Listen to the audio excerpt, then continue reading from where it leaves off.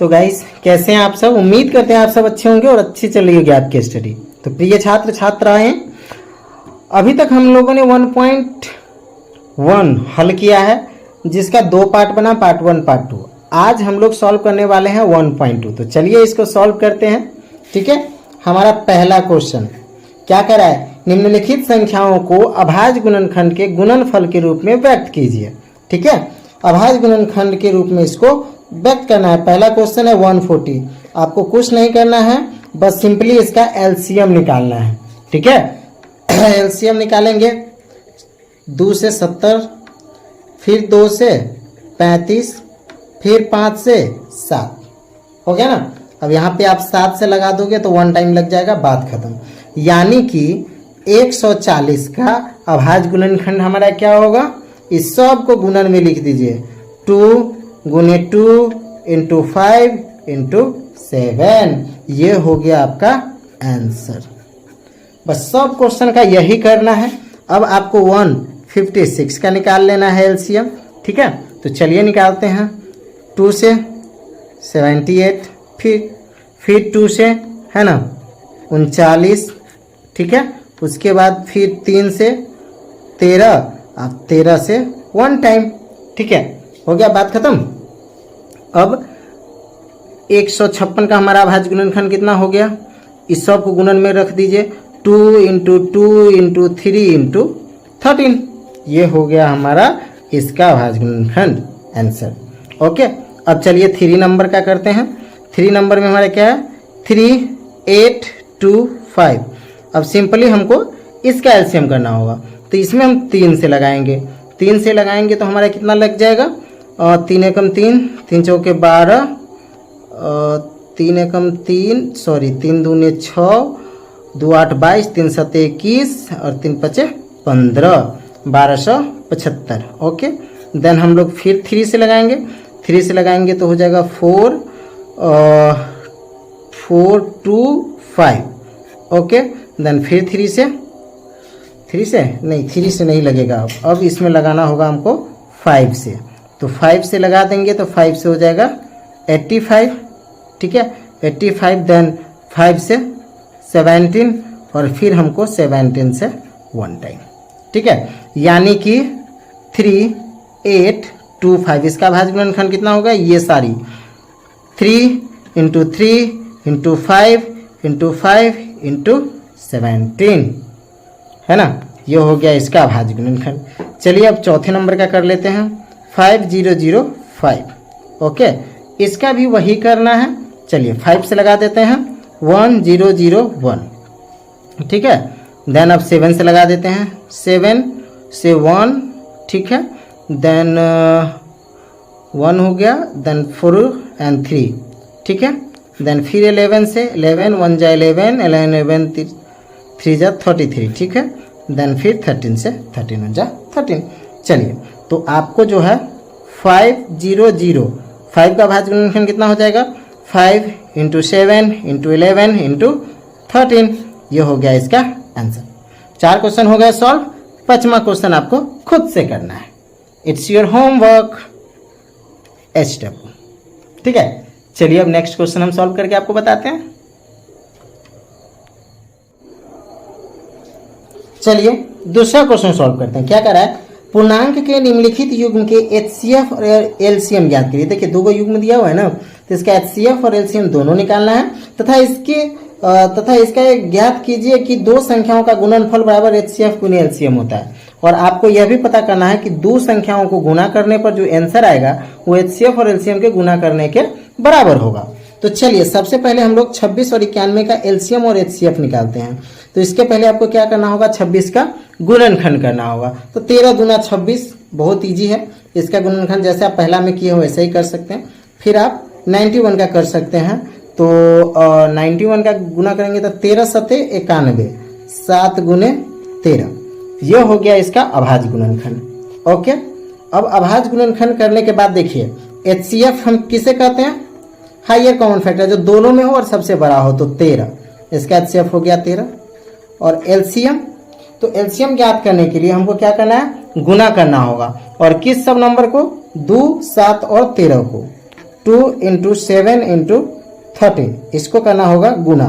तो 2 7 13 को गुना करेंगे तो हो जाएगा 13 7 91 और 13 7 91 और 91 दूना 182 182। HCF 13 और LCM 182। आपका पहला क्वेश्चन तो पता चल गया।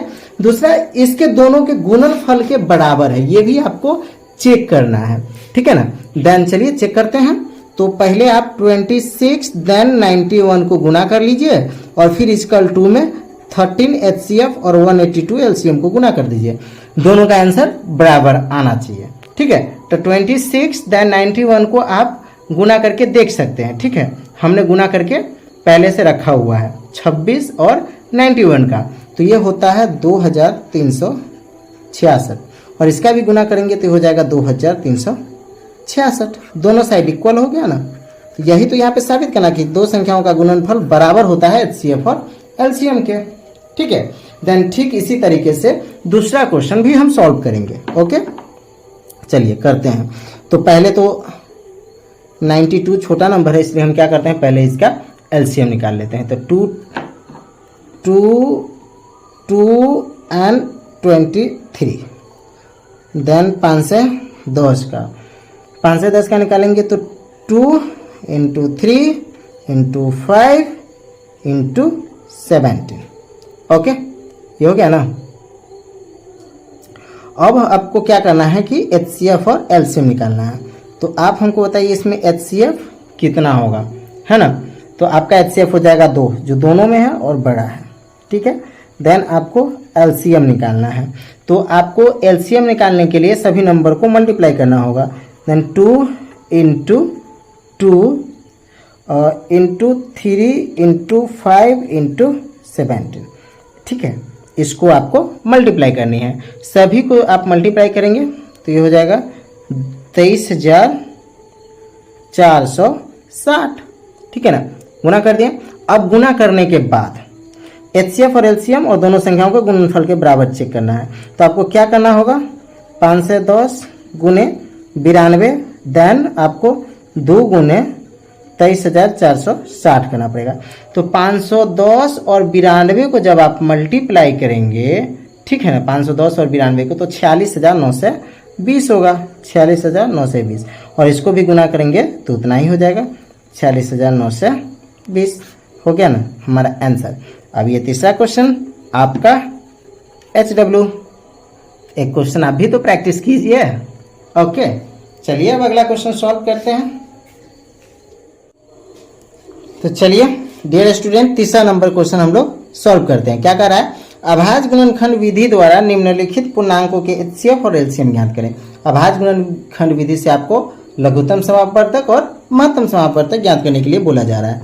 चलिए, तो सबसे पहले आप 12 का, उसके बाद 15 का, देन उसके बाद 21 का, है ना, अभाज्य गुणनखंड कर लीजिए। तो चलिए हम आपको साइड में करके भी बताते हैं। 2 का करेंगे तो 2 छक 12, 2 तिया 6, 3 एकम 3, कितना हो गया, 2 इंटू 2 इंटू 3। ओके, चलिए अब 12 का हो गया। अब 15 का करते हैं। 3 पचे 15, 5 एकम 5, यानी कि 3 गुने 5। देन अब 21 का करते हैं। 3 सते 21, 7 एकम 7, यानी कि 3 गुने 7। हमने कर लिया अभाज्य गुणनखंड। अब सबसे पहली चीज HCF आप निकाल लीजिए, ठीक है। HCF होता है हायर कॉमन फैक्टर, जो दोनों में हो और बड़ा हो। तो बताइए दोनों में क्या है जो बड़ा है, 3, जो दोनों में है और बड़ा है। तो आपका HCF हो गया 3, ठीक है। HCF हो गया 3 और आपको निकालना है अब क्या, LCM। LCM निकालना है तो 3, 5, 7, इसका 3, 5 और 7 और इसका 2 का स्क्वायर, इस सब को आप मल्टीप्लाई कर दीजिए LCM में, यानी कि 2 इंटू 2 इंटू 3 इंटू 5 इंटू 7, इसको आप कर दीजिए क्या, मल्टीप्लाई।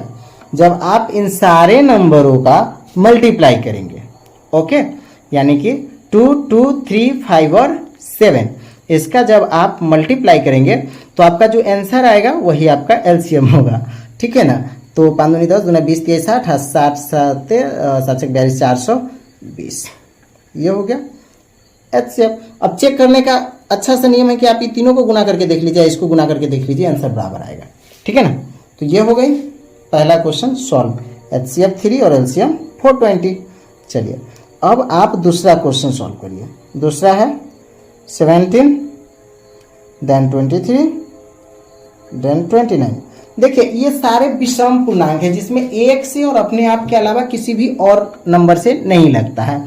तो जब ऐसा कोई नंबर आपके पास आए जिसमें एक से लगे और अपने आप के अलावा किसी भी नंबर से ना लगे, तो आपको सिंपली क्या करना है कि जैसे कि इसमें 1 इंटू 17, इसमें 1 इंटू 23, इसमें 1 इंटू 29 हो रहा है, तो सब में 1 है जो कॉमन है, तो आपका HCF क्या हो जाएगा 1। और देन LCM क्या हो जाएगा, तो सबको गुना कर देना है 1 को छोड़ के, 17 इंटू 23 इंटू 29, और आपको क्या करना है इसको गुना कर देना है ना। तो 17, 23 और 29 को गुना कर लीजिए, और इसका गुना कर लीजिए 11,339 हो गया आपका आंसर। आई बात समझ में। चलिए अब एक और नंबर है, ठीक है, इसको आप सॉल्व करके देखेंगे या मैं कर दूं? चलिए मैं कर ही देता हूं, यहाँ पे स्पेस है तो मैं क्यों छोड़ू इसको। चलिए यहाँ पे 3 नंबर क्वेश्चन को डिकोड करते हैं। 8, 9 और 25। 8 का अभाज्य गुणनखंड करना है पहले, तो 2 दूनी 4 दूनी 8, 9 का करना है तो 3 तिहाई 9, 5 करना है तो 50 25। देखिए इसमें भी कोई ऐसा नंबर नहीं है जो तीनों में कॉमन है सिवाय एक के, तो इसका तो HCF सीधा साधा जवाब हो गया भैया कि HCF 1 है। अब आपको निकालना है क्या, LCM। LCM निकालना है तो देख लीजिए ये Q है, ये स्क्वायर है, ये 5 है, यानी कि कुल मिला के बात यह है कि 8, 9 और 25 को ही गुना कर देना है। ठीक है ना, तो गुना कर दीजिए। LCM आपको इस सब नंबर को गुना कर देना है, यानी कि 8, 9 और 25, इस सब को गुना करिए। 8, 9 और 25 को जब आप गुना करेंगे तो आपका आंसर हो जाएगा 1800। हो गया आंसर। चलिए तीसरा क्वेश्चन भी हो गया सॉल्व। चलिए अब मिलते हैं नेक्स्ट वीडियो में, तब तक के लिए bye, best of luck and thanks for the watching.